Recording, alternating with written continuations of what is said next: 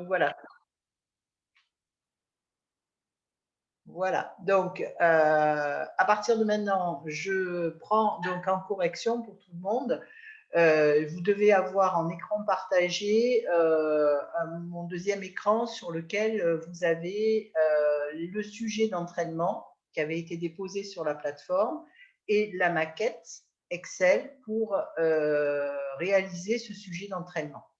Donc, la maquette Excel, je vous propose de l'ouvrir pour tout le monde. C'est une maquette qui est vierge, mais qui vous donne la structure de raisonnement de l'exercice. Alors, hop, on va la mettre en plein écran. Hop, là, allez, arrive. Attendez, c'est juste que ça ne se passe pas comme je voudrais. Hop, voilà. Donc, la maquette Excel, elle a un intérêt, c'est que quand vous l'avez sous les yeux, elle vous permet de structurer le travail que vous avez à faire. Un exercice de détermination de résultat fiscal, c'est un exercice qui se présente toujours de la même façon. Donc, prenez l'habitude de travailler avec cette maquette Excel qui vous permet de vous guider et de vous amener au fur et à mesure à la résolution de l'exercice. Ça, c'est le premier conseil. Donc, vous voyez que la façon de présenter l'exercice, c'est quoi? C'est une colonne à droite de votre feuille sur laquelle vous mettez les chiffres qui vont vous amener à faire vos calculs. Donc, les chiffres, vous les sortez et vous les mettez sur la droite de la feuille complètement à part. Et vous réservez la grande partie gauche de votre feuille pour mettre des explications. Alors, dans ces explications, je vous impose, mais c'est pour vous apprendre à raisonner en fiscalité, je vous impose en fait d'avoir une zone dans laquelle je vous dis, allez mettre en référence dans les cellules jaunes la référence donc au petit fiscal. Je vous rappelle tous que vous devez avoir cet ouvrage. Pour ceux qui, pour cause de confinement, n'ont pas pu l'acheter, j'ai mis les fiches dont vous aviez besoin sur la plateforme. Et je vous rappelle que c'est le même ouvrage que celui que vous deviez avoir l'année dernière pour faire l'IRPP. C'est un tout en un. Donc, au jour de l'examen, pour ceux qui seront en ligne, vous n'avez besoin que de ça. Pour ceux qui seront avec moi, les GCF en partiel présentiel, vous pourrez apporter le petit fiscal. Et tous les éléments de cours dont vous avez besoin sont là-dedans. Alors, une fois qu'on a abordé ces deux points, moi, je vous laisse prendre le sujet d'entraînement que j'ai mis moi sous mes yeux et à l'écran, je vais laisser la fiche Excel. Donc, et je vais lire avec vous ce sujet et on va essayer de voir comment, pas à pas, on doit prendre le sujet pour résoudre l'exercice. Donc, on est dans le cadre d'une société NABG qui a été créée en janvier 2013, qui a une capitale de 250 000 euros, dont la libération intégrale est intervenue au moment de la création 2013. Elle est implantée dans le 94, son activité c'est la commercialisation de jouets et elle réalise un chiffre d'affaires de 6 millions d'euros grâce à un effectif de 70 personnes. Et on vous dit que pour l'année que l'on est en train de traiter, cette société a un résultat comptable avant impôt et donc avant retraitement fiscal de 450 000 euros. Ensuite, on vous donne des points A, B, C, D, E. Ah, ben, il n'y a pas le D, j'ai sauté. Alors, A, B, C, E, F. Et puis ensuite, on vous pose des questions qui sont les questions les plus standards dans un exercice de résultat fiscal. Un, on vous demande de déterminer le résultat fiscal. Deuxièmement, de calculer l'impôt. Et troisièmement, de déterminer le résultat net comptable. Les exercices de fiscalité se focalisent toujours, alors pour tous ceux qui sont en GMO, GRH, c'est votre niveau, et l'exercice de fiscalité, il aboutit toujours sur ces trois questions.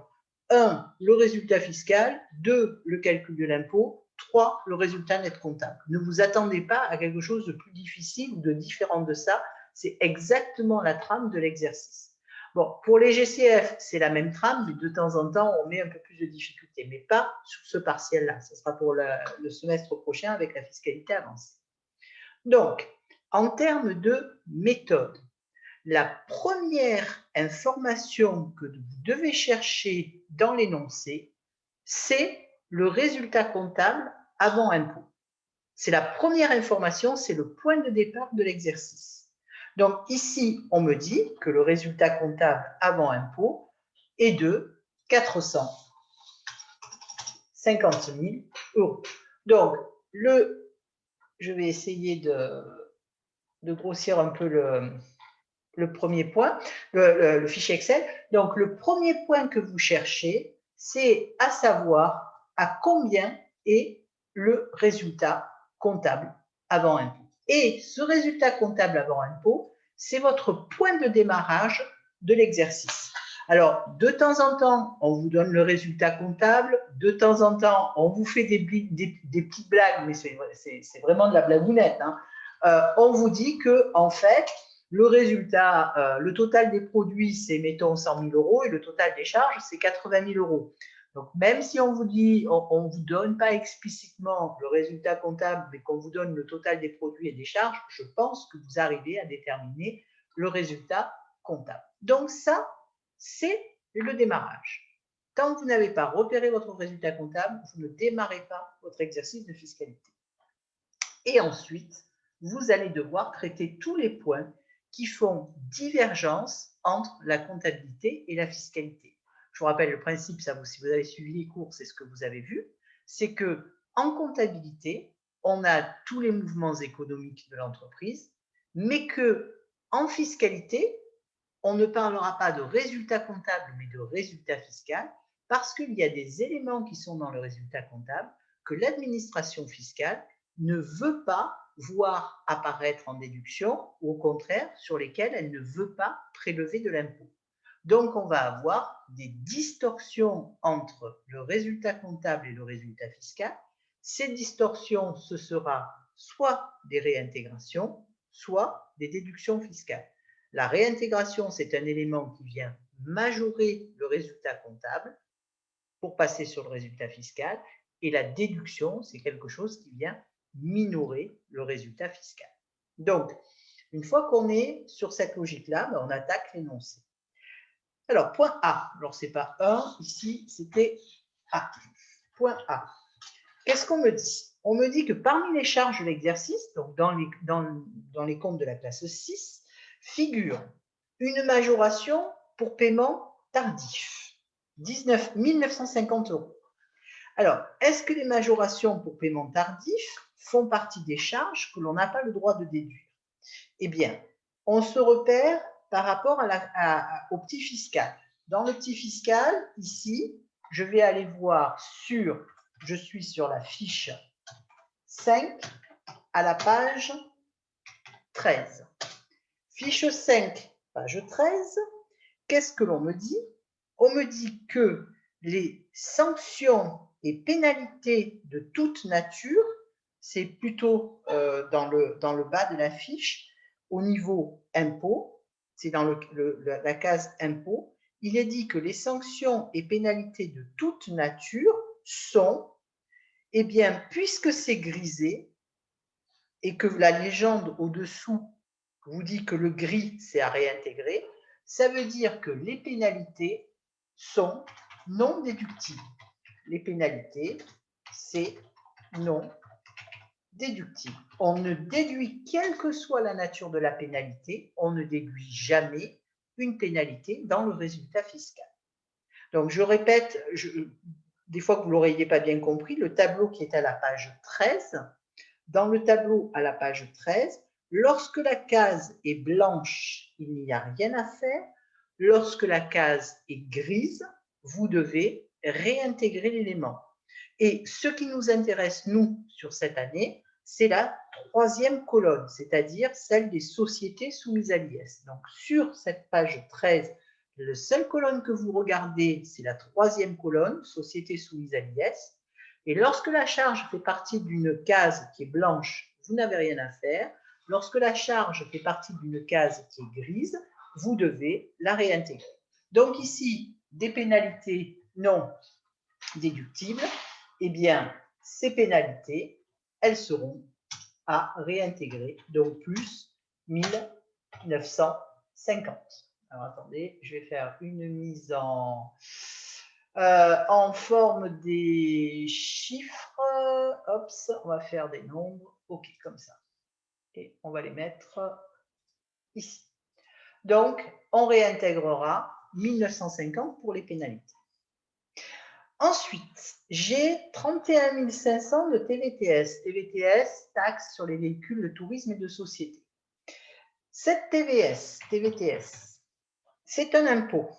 Je vais donc sur ma fiche, page 13, et on me dit que pour les impôts, la taxe sur les véhicules de société est une case grisée.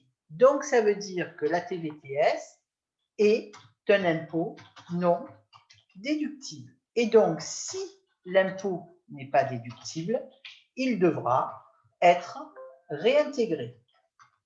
Donc, pour la TVS, je vais réintégrer 31 500 euros. Ensuite, on me dit que j'ai 46 000 euros de dépenses de chasse liées à un séjour de... Excusez-moi, j'ai le téléphone qui sonne en même temps. Oh, excusez-moi, j'ai oublié de couper mon téléphone. Excusez-moi. Donc, la chasse, on me dit que j'ai fait 46 000 euros de dépenses de chasse avec des clients. Alors, normalement, chaque fois que j'ai une dépense avec un client, j'ai le droit, à titre commercial, de déduire cette dépense. Mais, et là, c'est sur la page 12 du petit fiscal, page 12, déductibilité des charges, que je vais devoir me référer.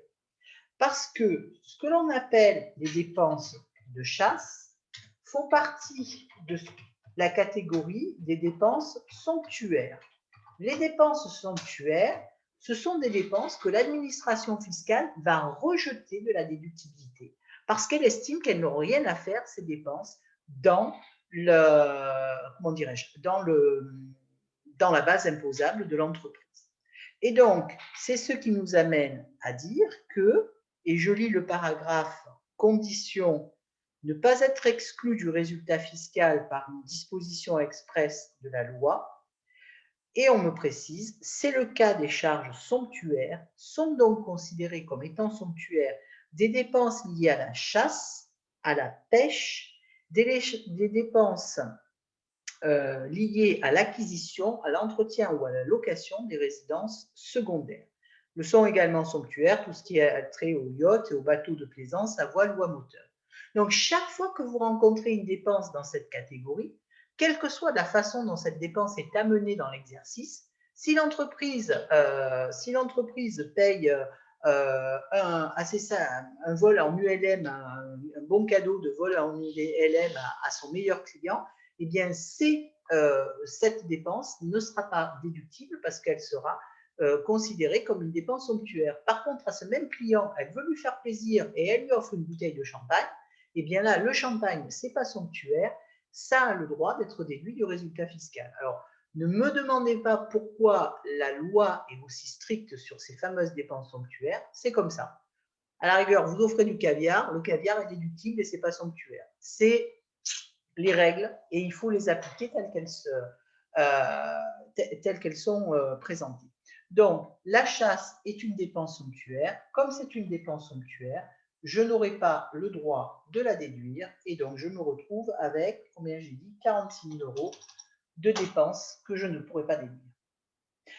Ensuite, on me dit que j'ai fait 2 000 euros de dépenses publicitaires. Là, je n'ai pas de problème. La dépense publicitaire, c'est je paye, je ne sais pas moi, un encart de pub sur une page internet, un spot à la radio ou à la télé.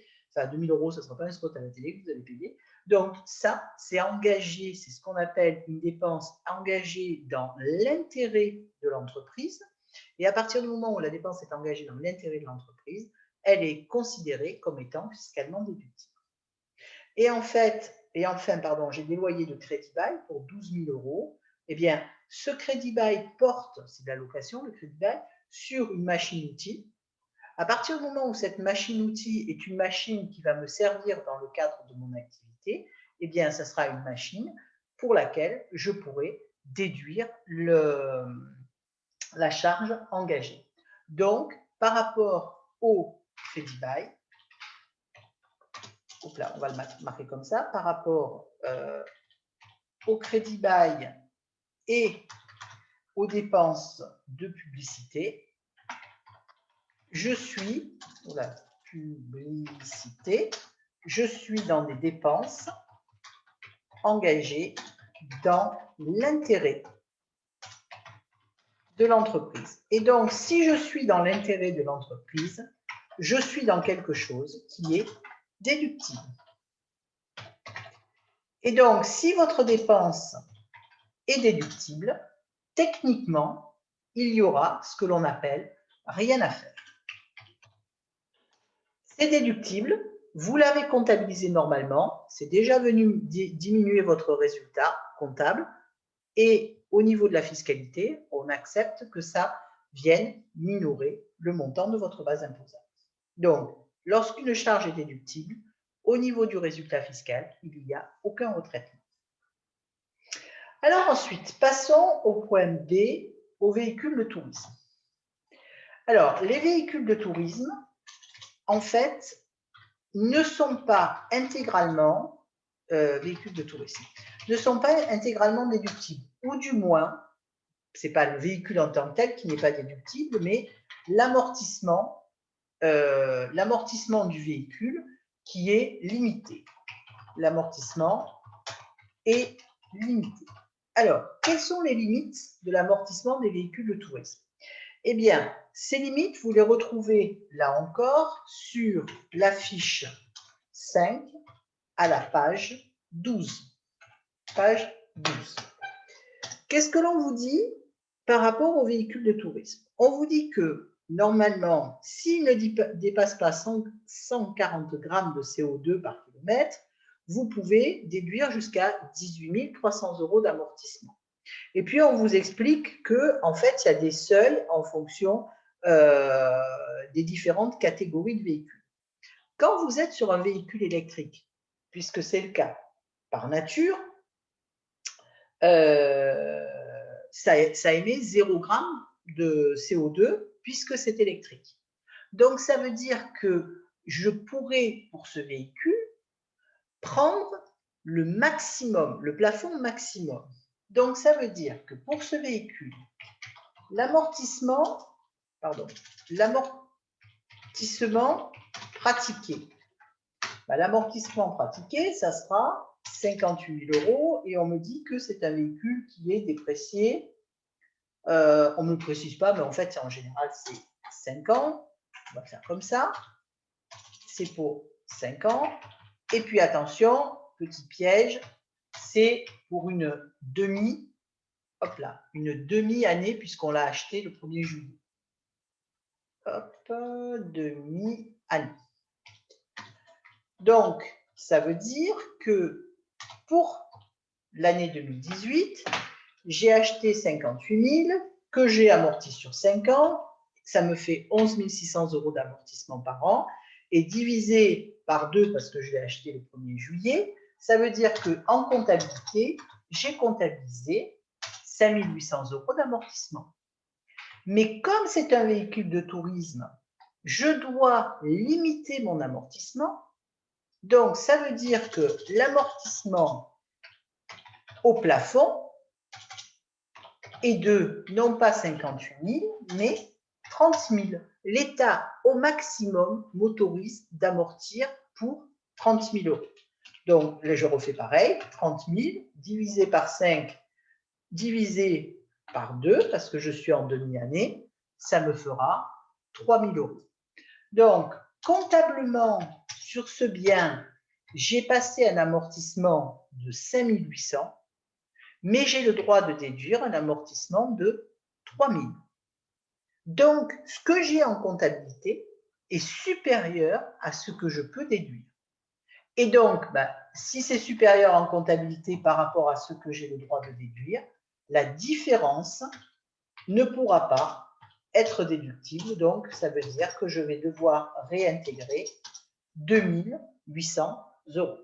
Je calcule ce que j'ai en compta, je calcule ce que je peux déduire et la différence entre la compta et ce que je peux déduire doit être réintégrée au résultat fiscal. Alors, attention, comment est-ce que je suis allé retrouver le 30 000 euros? Page 12 de la fiche 5, je regarde sur quel type de véhicule je suis.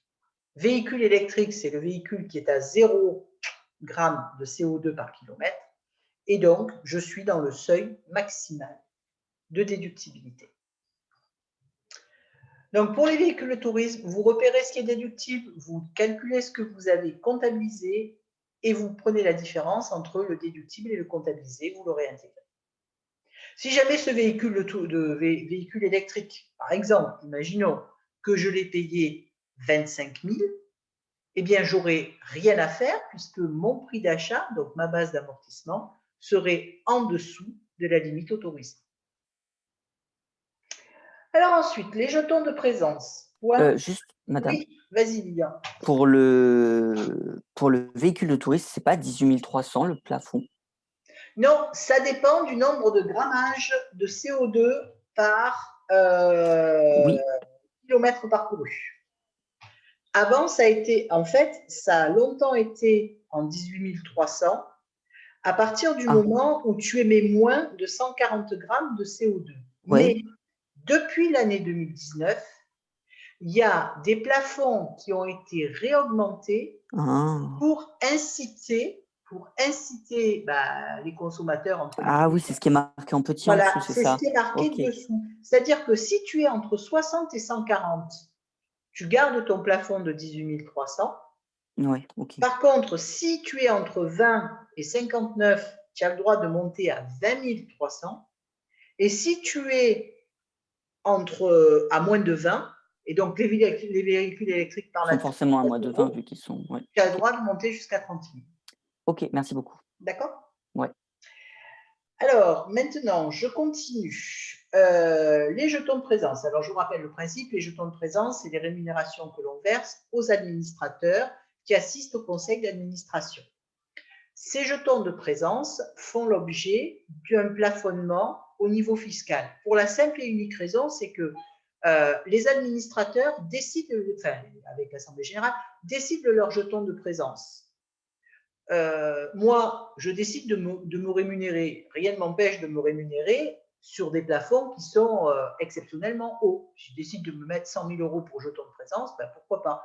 Sauf que l'État dit, attention, il y a des risques d'abus sur les jetons de présence parce que les administrateurs peuvent décider d'avoir des surrémunérations qui ne sont pas justifiées. Donc, pour éviter qu'il y ait des surrémunérations non justifiées sur les administrateurs, l'administration a mis des règles. Alors, les règles qu'elle a posées sur les jetons de présence sont simples. Si, pour les déductibilités, alors j'ai perdu la déductibilité. Alors, c'est sur la page, c'est sur la fiche 6, les jetons de présence, vous retrouvez ça sur la fiche 6. Et plus précisément, c'est en bas de la page 14. Page 14, pardon. Alors, qu'est-ce qu'on vous dit sur les jetons de présence? Lorsque l'entreprise a moins de 5 salariés, non, pardon, lorsque l'entreprise a au moins 5 salariés, on va prendre 5% de la moyenne des meilleures rémunérations. Par contre, si l'entreprise a moins de 5 salariés, les jetons de présence seront plafonnés par administrateur à 457 euros. Donc, dans un énoncé, la première des choses que vous devez faire pour savoir dans quel cas vous vous placez, c'est aller repérer le nombre de salariés. Est-ce que je suis à moins de 5 ou est-ce que je suis à plus de 5? Dans cet énoncé, on est sur une entreprise avec 70 personnes. Donc, moi, je serai dans le cas où je vais retenir 5% comme seuil de rémunération déductible. Alors, on y va et je vais essayer de le faire pas à pas. Première étape, ce que je sais, c'est que les jetons qui ont été payés, c'est 24 000 euros.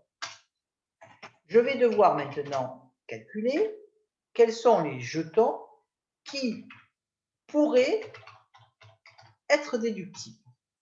Alors, qu'est-ce qu'on me dit sur ces jetons déductibles? On me dit que la moyenne annuelle des rémunérations attribuées aux 5 personnes les mieux rétribuées s'élève à 60 000 €. Donc, la moyenne, c'est 60 000 €. Et moi, j'ai le droit d'en prendre 5%. Donc, ça veut dire que par personne, je vais avoir le droit, 5%, 60 000 par 5%, par personne, j'ai le droit d'avoir des jetons déductibles de 3 000 €. 5% de la moyenne des meilleures rémunérations. Combien j'ai d'administrateurs? Alors, combien j'ai d'administrateurs? Alors, attention, régulièrement, on en fait des CD, c'est plus rigolo, ça doit être le cas de l'énoncé. Voilà, l'entreprise est dirigée par un conseil d'administration de 6 membres, dont un a été nommé le 31 mars en remplacement d'un administrateur démissionnaire au 31 décembre 2017.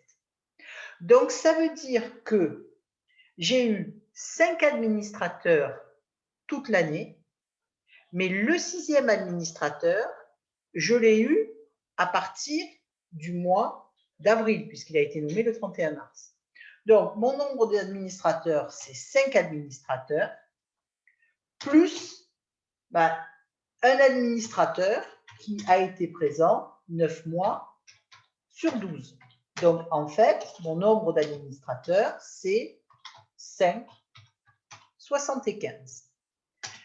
Si la moyenne de déduction par administrateur est de 3 000 et que mon nombre d'administrateurs est de 5,75, les jetons déductibles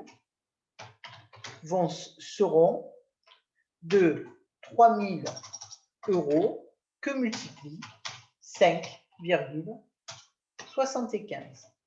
Ce qui va me donner donc 3 000 € par 5,75. Le montant déductible sera de 17 250 €.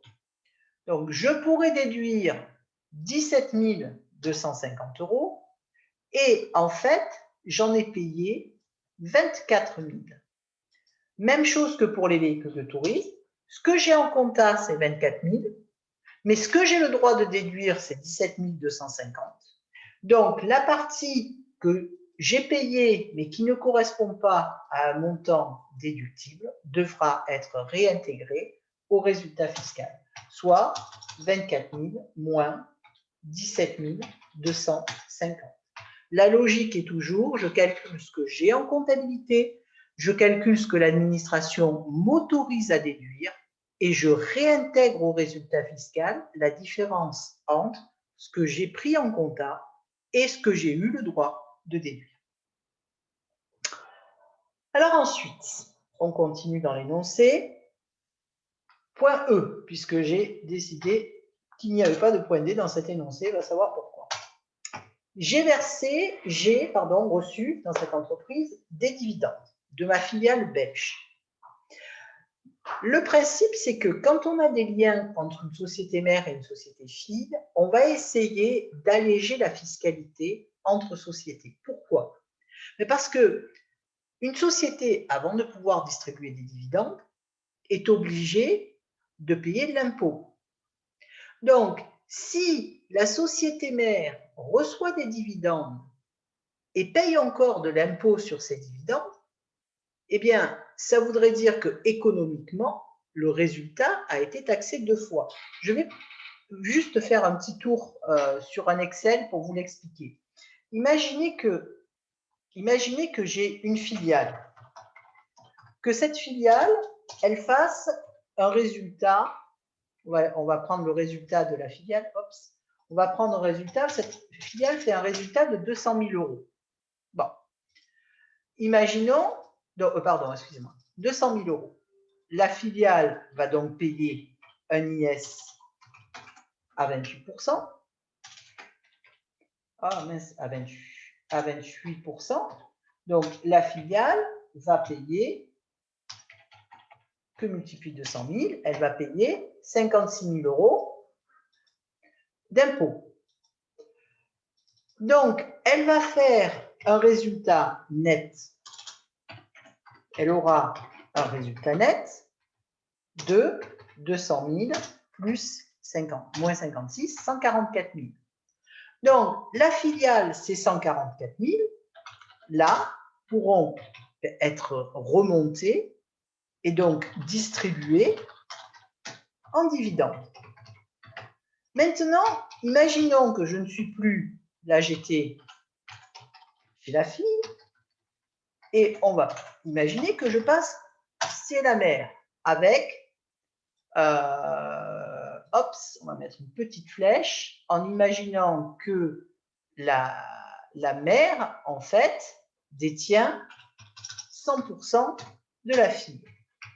Donc, la mère qui n'encaisserait que le dividende de sa fille, qui n'aurait que ça au résultat, eh bien, elle se retrouverait avec un résultat de 144 000 puisqu'elle percevrait les dividendes de la filiale. Mais s'il n'y avait aucune mesure de temporisation, la mère, qui elle aussi est taxée à 28%, devrait sur les 144 000 payer 40 000 € d'impôts. Et donc, elle aurait un résultat net de 103 000. Mais on s'aperçoit ici que pour un résultat économique, parce que la filiale, c'est celle qui bosse, c'est celle qui a fait le résultat économique, s'il n'y a pas de mesure de temporisation dans les groupes, la filiale qui a dégagé son résultat économique de 200 000, on s'aperçoit qu'au fur et à mesure qu'on fait remonter ce résultat via des dividendes, si on n'élimine pas les doubles taxations, on se retrouve avec une double taxation de 56 plus 40. Ça voudrait dire que pour 200 000 € de résultat, vous avez payé 56 plus 40, vous avez payé 96 000 €. Et ça voudrait dire que votre résultat économique, en fait, il a été taxé non pas à 28, mais il a été taxé à 48%. Et c'est pour ça qu'on a ces fameux régimes mère-fille. C'est pour éviter que les résultats économiques qui basculent de société en société dans le groupe de détention, parce que ici, je m'arrête à un niveau de société, mais on pourrait très bien imaginer que la mère, elle appartient à un autre groupe et qu'elle va elle-même redistribuer. Si on ne neutralisait pas les dividendes au niveau du résultat fiscal, ça reviendrait à dire que le résultat économique s'alourdit au fur et à mesure de sa distribution. Donc, vous aurez ça sur la petite maquette, comme ça, si vous voulez y réfléchir et mieux comprendre cette règle. Ici, je dis quoi donc pour les dividendes? Eh bien, pour les dividendes, je dis que le régime mère-fille prévoit la non-imposition des dividendes. Et ça veut dire que si ici j'ai reçu les dividendes perçus, c'est combien? J'ai plus mon 140 000 €. Eh bien, ces 140 000 €, je vais avoir le droit de ne pas les taxer. Je vais les sortir de ma base imposable. Alors, pour pouvoir faire ça, il faut qu'il y ait un minimum de détention. Le régime mère-fille ne s'applique que si vous avez 5% au minimum de détention. Vous ne pouvez pas le faire si vous n'avez que 1%. Le régime mère-fille n'est pas applicable. Par contre, si vous avez plus de 5%, vous pouvez rendre vos dividendes non imposables au titre de l'application de ce fameux régime mère-fille. Alors, le régime mère-fille, vous le retrouvez dans le petit fiscal. Alors, il est sur page 8 de la fiche 3. Donc ça, c'est ce qui est expliqué, fiche 3, page 8. Donc, moins 140 000 €. Par contre, attention, là, il y a une règle à connaître, c'est que si vous déduisez les dividendes, l'État vous demande une réintégration. Alors, hop, il va vous demander une réintégration de 5% au titre des frais et charges. Alors, je vais revenir sur cette règle qui peut paraître un peu bizarre. Donc, le calcul, c'est à partir du moment où vous avez déduit 140 000, vous devez réintégrer 5% de 140 000. Vous avez le droit de sortir 140 000 du résultat, mais vous réintégrez 5%. En fait, vous n'avez le droit de déduire que 95% réellement des dividendes. Pourquoi on fait ça? Bien, tout simplement parce que l'administration dit, à partir du moment où votre filiale vous distribue des dividendes, ben vous avez été obligé de consacrer de l'attention à cette filiale, vous avez été obligé de consacrer du temps et surtout des dépenses pour elle. Par exemple, vous avez dû payer, je sais pas moi, un administrateur, vous avez dû, etc., etc. Et donc, l'État forfaitise à 5% le montant des coûts que vous avez engagés pour la filiale. Et donc, si elle autorise que les produits ne soient pas taxables, elle va vous demander de ne pas déduire les produits les charges qu'elle a forfaitisées à 5% du montant des dividendes. Bon, c'est une règle, ne cherchez pas trop à la comprendre, elle est immuable, je crois que ça fait 35 ans que j'enseigne la fiscalité, ça fait 35 ans que la règle n'a pas changé. Donc voilà, si on rend non imposable le dividende, il faut penser à réintégrer 5% au titre des frais et charges. Et alors, ensuite, il va nous rester le point F. Alors, sur ce point F, qu'est-ce qu'on dit? Sur ce point F, on nous dit que la société est très sensible à l'environnement et est engagée dans un programme d'aide aux pays tiers-monde qui produisent, etc., etc. Elle a donc versé en 2018 25 000 euros. Elle a fait un don de 25 000 euros. Alors, je sais parce que j'ai eu des questions en cours de route sur les dons. Et c'est un point qui a tendance à dérouter les étudiants. Par principe, la règle est la suivante, un don n'est jamais déductible. Un don n'est jamais déductible. Je vous renvoie, là encore, vous lisez ça à la fiche 5, page 13. Quand vous regardez charge exceptionnelle, puisqu'un don, c'est une charge exceptionnelle, le don est en gris dans la troisième colonne. Donc, le don n'est jamais déductible. Jamais déductible. Hop, ça, c'est la règle. Donc, ça veut dire que le don, s'il n'est pas déductible, eh bien, vous allez devoir le réintégrer.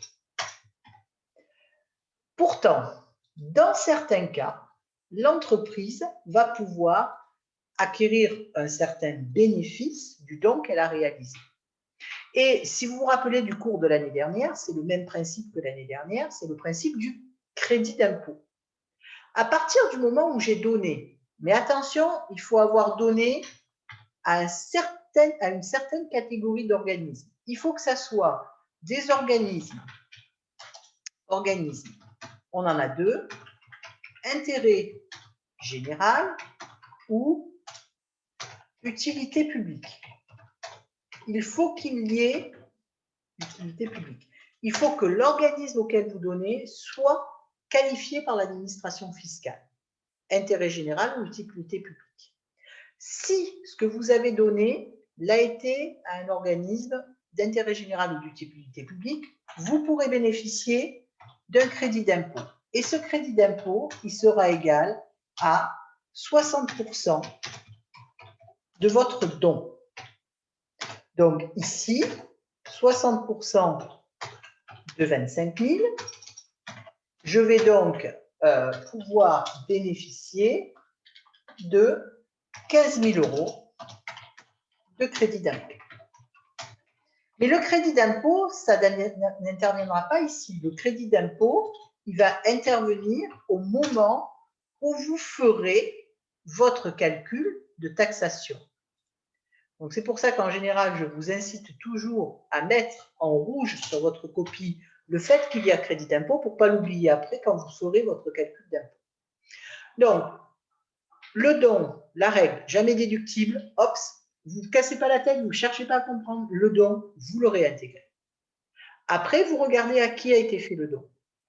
Si le don a été fait à un organisme d'intérêt général ou d'utilité publique, là, vous enclenchez la deuxième étape.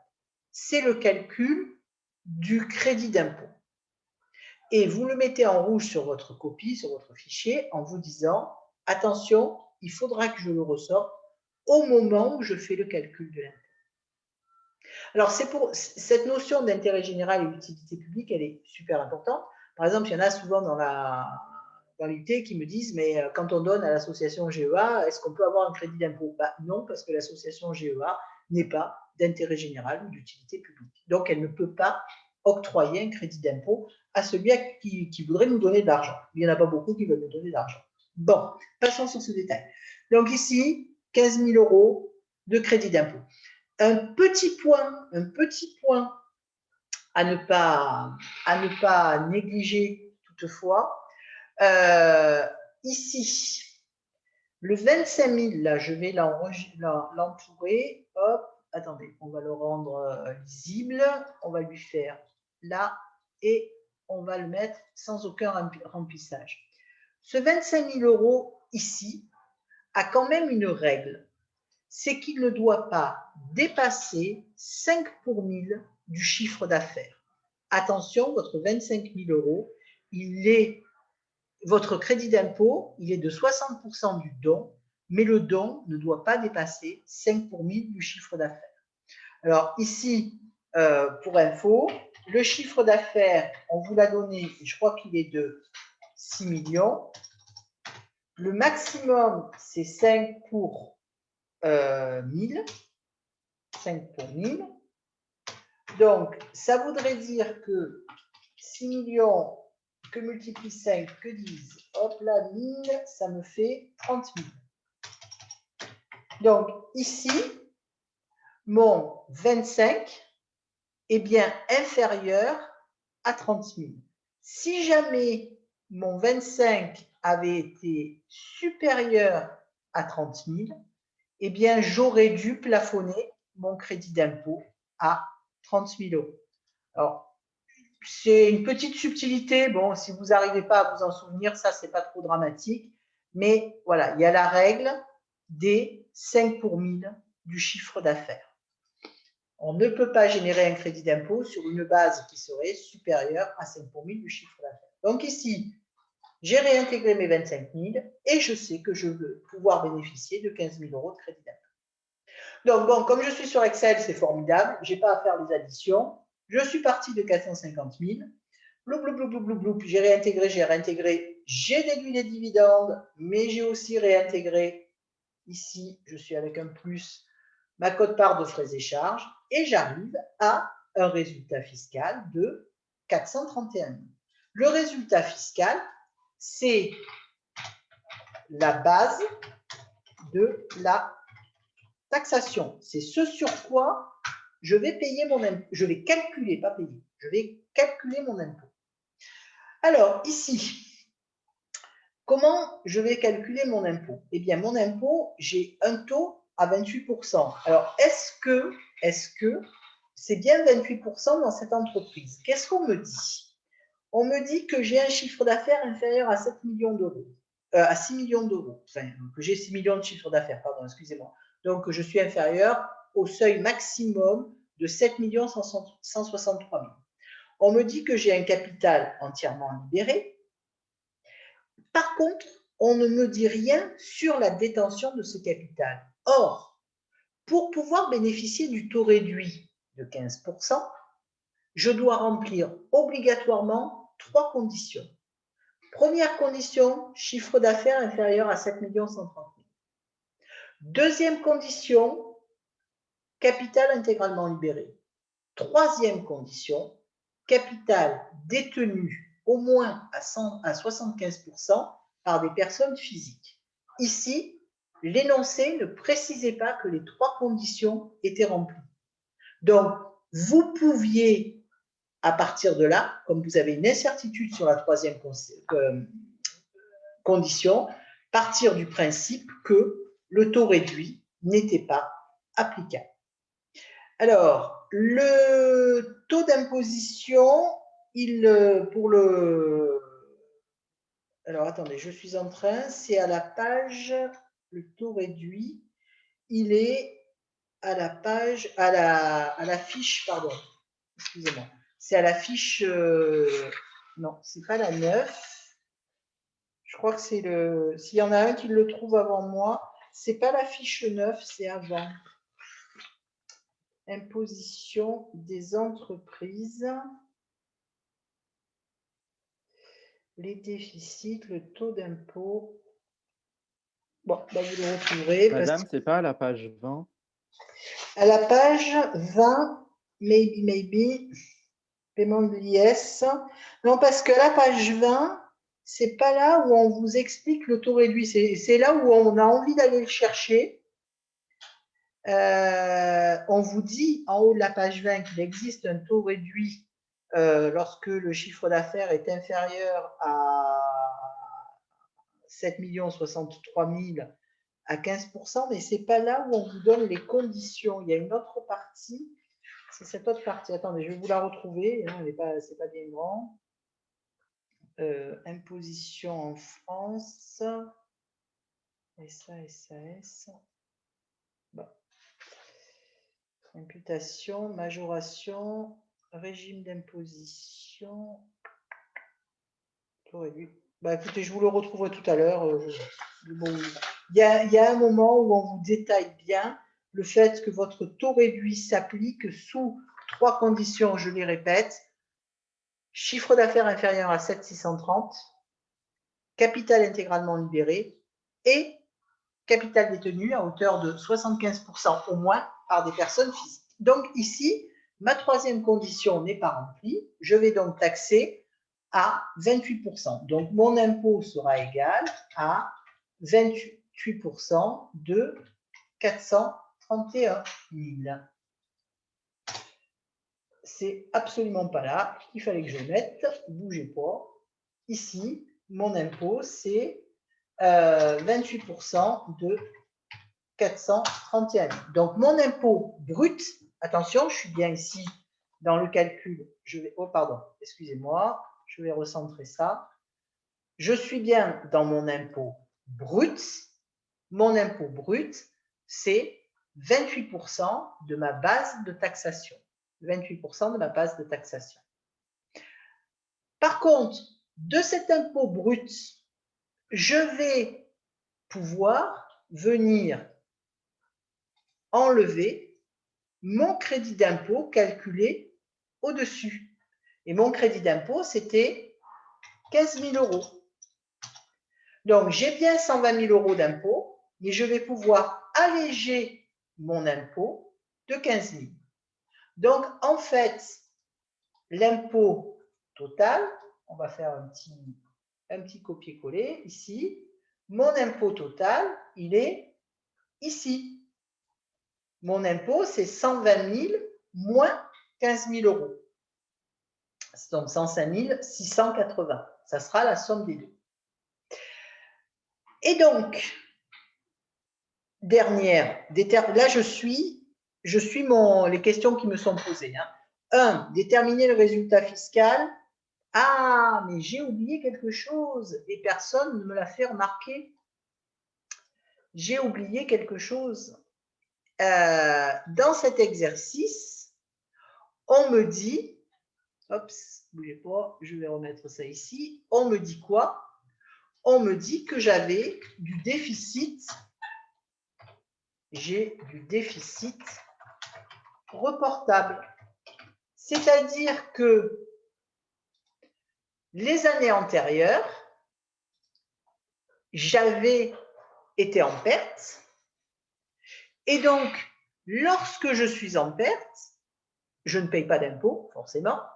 Mais par contre, j'ai le droit de stocker mes pertes dans un compteur qui fait que quand je serai en bénéfice, eh bien, je pourrai minorer mes bénéfices des pertes que je n'ai pas utilisées. Quand je suis en bénéfice, je paye de l'impôt. Quand je suis en perte, je mets mes pertes dans un compteur et dès que je retrouve la zone bénéficiaire, je sors mes déficits du compteur et je dis à l'État, attendez, je ne vais pas payer sur 431 000 parce que les années précédentes, il me restait 50 000 euros de pertes que je n'ai pas imputées. Donc, dans le cas présent, ce n'est pas les 431, mais c'est 381 000 d'impôts. Le déficit que vous auriez sur l'exercice va venir s'imputer ici. C'est la ligne qui sera juste avant la détermination du résultat définitif. Votre déficit reportable va venir se mettre, minorer votre base d'imposition au dernier, hop là, on va le prendre là, ici, et sur la dernière ligne, vous pourrez mettre votre déficit reportable. D'accord? C'est compris? N'oubliez pas, lorsqu'il y a un déficit à récupérer, n'oubliez pas de venir ici le reporter de façon à diminuer votre base de taxation. Donc, première question qui est posée par l'énoncé, déterminer le résultat fiscal 2018. Check, mon résultat fiscal 2018, là, ici, c'est la réponse à la question 1. J'ai déterminé mon résultat fiscal. Calculer l'impôt, sachant que le bénéfice... qu'est-ce que j'ai mis dans l'énoncé? Calculer l'impôt, sachant que la société bénéficie du taux réduit de taxation. Alors moi, je voulais vous faire simple, mais manifestement, on ne peut pas faire simple. Alors, on va le faire en 2 fois. Ça, c'est ma grande spécialité. Je ne lis pas les énoncés. Donc, le résultat fiscal, c'est 381 000. Donc, la base, c'est 381 000. Cette base, il va y avoir du taux réduit. Le taux réduit va s'appliquer sur de 38 120 multiplié par 15%. Alors, des fois qu'il y en a certains qui se demandent, mais d'où ça sort ce 38 120? Vous m'aurez un tout petit peu moins idiot, du moins au niveau fiscal ce soir. Le taux d'impôt, le seuil de 38 120, multipliez-le par la conversion franc-euro, qui à l'époque était de 6,55957. Eh bien, ce 38 120, c'est la conversion en euros d'un seuil de 250 000 francs. Donc, c'était 250 000 francs à une certaine époque. Converti en euros, ça fait 38 120. Donc, vous voyez que ce seuil à 15%, vu qu'on a l'euro depuis au moins 20 ans, ça fait au moins 20 ans que ce seuil n'a pas bougé. Donc, inutile de vous dire que l'impact du taux réduit sur la fiscalité des entreprises aujourd'hui est quasiment neutre, parce que ça ne fait pas beaucoup 38 120. C'est le même seuil depuis 20 ans et on ne le réaugmente pas. Et beaucoup de petites entreprises s'en plaignent de ça. Donc, taux réduit sur 38 120 et taux normal, donc à 28%, sur 381 000 moins 38 120 multiplié, ici, multiplié par 28%. Bon, ça va un tout petit peu compliquer le calcul d'impôt, mais pas grand-chose. Donc ici, j'aurai moins 38 120 par 15%, moins 381 000, donc c'est-à-dire ce que j'avais ici, moins 38 120, que multiplie 28%. Donc, vous aurez les formules de calcul dans la cellule, comme ça, vous pourrez vous y retrouver. Donc, en fait, le taux d'impôt, c'est le montant de l'impôt brut, c'est 101 724 moins les 15 000 euros de crédit d'impôt. Moins les 15 000 euros de crédit d'impôt. Donc, ici, avec cette petite bulle, vous avez la réponse à votre question 2. Quel est le montant de l'impôt à payer? L'impôt à payer, c'est 101 000 moins plus les 15 000. Ça fera donc 86 724. 86 724 euros. 86 Madame, oui, j'écoute, Sheima. j'ai pas trop compris pour le 38 120 euros, pour le taux En réduit. fait, quand tu fais, je vais passer sur une... donc là, j'ai première feuille, puis je vais refaire une feuille d'explication. En fait, quand tu as un bénéfice, bénéfice fiscal. Donc, on va prendre un exemple tout rond, ça sera plus simple. 200 000 €. Tu as deux possibilités. Première possibilité, tu as le bénéfice du taux réduit. Tu peux bénéficier du taux réduit. Dans quel cas est-ce que tu vas pouvoir bénéficier du taux réduit? Les conditions, il y en a 3, je les répète. Capital libéré, chiffre d'affaires inférieur à 7 000. Oh, qu'est-ce que c'est parti? Chiffre d'affaires inférieur à 7 630 000 € et capital détenu à au moins 75% par des personnes physiques. Ça, c'est les conditions pour lesquelles que tu dois remplir pour avoir le bénéfice du taux réduit. Si tu as le bénéfice du taux réduit dans une base maximum de 38 120, dans une partie maximum de 38 120, ça c'est la base max. Tu auras le droit d'appliquer un taux à 15%.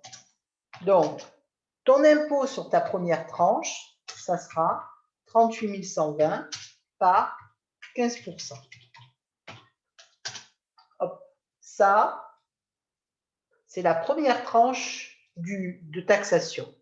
Mais, comme tu as, toi, oh mince, attends, je veux juste mettre ici un taux.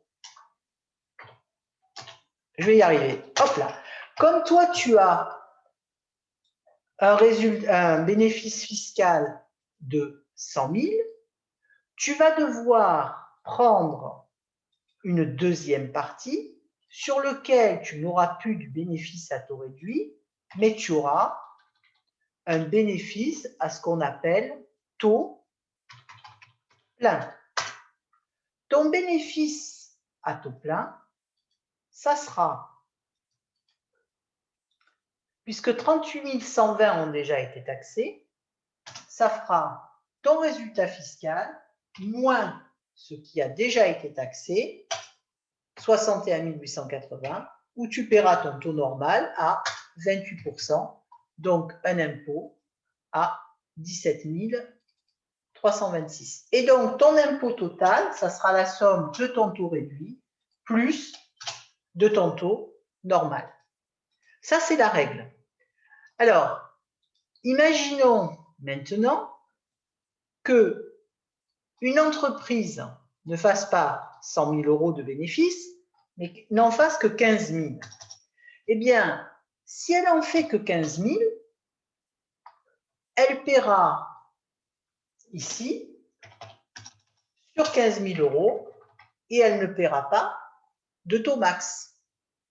Par contre, si jamais, c'était mon cas, j'en fais 100 000, j'ai la première partie qui est à 38 120 et j'aurai la différence ici à 28%. Donc, votre base ici, c'est, si on voulait le mettre en formule Excel, c'est le minimum entre le résultat fiscal et 38 120. D'accord? Donc, si tu fais 100 000, tu as 38 000 à 15%, le delta à taux plein. Si tu fais que 35 000, tu n'auras que 35 000 à 15%. Et tu n'auras pas au-delà de 28% puisqu'il n'y a pas de bénéfice au-delà. Tu as compris? Oui. Bon, c'est bon pour tout le monde? Pas de questions là-dessus? Ok. Alors, je reviens sur ma maquette d'exercice. Donc ici, j'ai 86 724 d'impôts. Ensuite, on me demande à quelle date sera payé l'impôt. Alors, je m'adresse au GCF parce que là, si vous ne le savez pas, vous êtes mort. Est-ce qu'il y a quelqu'un qui veut bien me donner la date? Allô, j'écoute. C'est le 15 mai, non? C'est le 15 mai, exactement. L'impôt, c'est le 15. Alors, je vous rappelle, pour ceux qui ne sont pas en GCF, ça ne peut pas vous faire de mal de comprendre la façon dont c'est calculé. Je vous rappelle que lorsqu'une entreprise clôture, elle a 90 jours pour faire sa liasse fiscale. Lorsqu'une entreprise clôture, elle a 90 jours pour faire sa liasse fiscale. Et elle doit payer son impôt le 15 du mois qui suit la date limite pour la liasse fiscale. Ça, c'est la règle. Et il y a une règle particulière pour toutes les entreprises qui sont en clôture fiscale annuelle. Parce que comme on a une espèce de petite, comment on pourrait dire ça, petite attention pour les experts comptables qui doivent clôturer un max de dossiers le 31 décembre, qui ont besoin pour absorber le goulot d'étranglement d'un peu de temps. Donc, l'administration fiscale a admis que les sociétés qui clôturaient sur le 31 décembre, c'est-à-dire en année civile, n'avaient pas 3 mois, 90 jours, pour faire leur bilan, mais avaient 4 mois, donc 120 jours. Et par contre, la règle pour payer l'impôt est tout le temps la même, c'est le 15 du mois suivant qui suit l'échéance de dépôt de la liasse. Donc, si je clôture le 31 décembre, j'ai 4 mois pour faire ma liasse. 31 décembre plus 4 mois, ça fait le 30 avril. Et j'ai 15 jours après la date limite de dépôt de la liasse pour payer mon impôt, soit le 15 mai. Donc, quand je suis en clôture civile, la date limite de paiement de l'impôt, c'est le 15 mai. Enfin, et dernière question de l'énoncé, quel est le résultat net comptable? Alors, le résultat net comptable, c'est le résultat comptable après impôt. Donc, ça veut dire quoi? Ça veut dire qu'ici, je vais aller chercher mon résultat comptable avant impôt. Je remonte en haut, il est de 450 000. Et à ce résultat comptable avant impôt, je vais déduire l'impôt que j'ai à payer. Donc, ça me donnera un résultat comptable après impôt de 363 000. Je détaille ici mon calcul pour que tout le monde le comprenne en reprenant. Le résultat après impôt, c'est le, alors on va l'écrire ici, c'est le résultat comptable, attendez, je vais le mettre ici, le résultat comptable avant impôt. Autrement dit, c'est le résultat de départ de l'exercice. Ici, le résultat départ de l'exercice, c'était 450 000 €. Ensuite, je déduis l'impôt. Ici, mon impôt dans mon exercice est là, 86 724 €, ce qui va me donner un résultat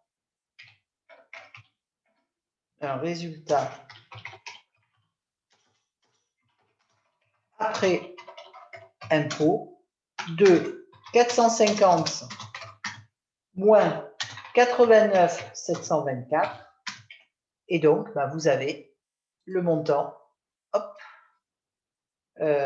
ici, et donc ça me donnera 363 276 €. D'accord? Donc, voilà le point 3 de votre exercice qui est ici résolu. Montant net comptable, résultat, pardon, net comptable. Je ne ferai pas de surprise sur les GMO et les GRH. Vous aurez exactement quelque chose qui ressemblera à ça lors de l'évaluation, plus ces questions de cours. Donc, je voudrais savoir s'il y en a qui ont des questions à me poser sur la résolution de l'exercice. Ou est-ce que vous avez tous assez faim pour ne pas avoir de questions à poser? C'est bon? Moi, c'était clair, oui. Merci. Ouais, c'était bon? Oui, pas de Les questions. autres? D'accord. Ouais. Si vous saviez, j'ai mes enfants qui sont sur la gauche et qui me font des grosses grimaces pour savoir quand est-ce que j'arrête, parce qu'ils ont envie d'aller manger une pizza. Et que c'est le moment, le vendredi, où je leur donne le droit d'aller commander une pizza. Bon, allez. Ben écoutez, si c'est bon, je vais arrêter l'enregistrement. Je vais mettre le fichier sur la plateforme. Et puis, si en essayant de retravailler, ben, vous vous posez des questions après coup, vous n'hésitez pas à m'envoyer des petits mails. Et puis, j'essaierai d'y répondre pendant le week-end. Ça marche pour tout le monde? Oui. Allez, ben écoutez, bon courage. Je sais que le week-end va être difficile pour tout le monde. Donc, bon courage à tous. Et puis, essayez de vous reposer quand même un petit peu pour tenir le choc jusqu'à la semaine prochaine. Allez, Merci. Merci, au revoir. Merci, au Bonne revoir. soirée, bon Au revoir, appétit, bonne madame. Bonne soirée. Au revoir.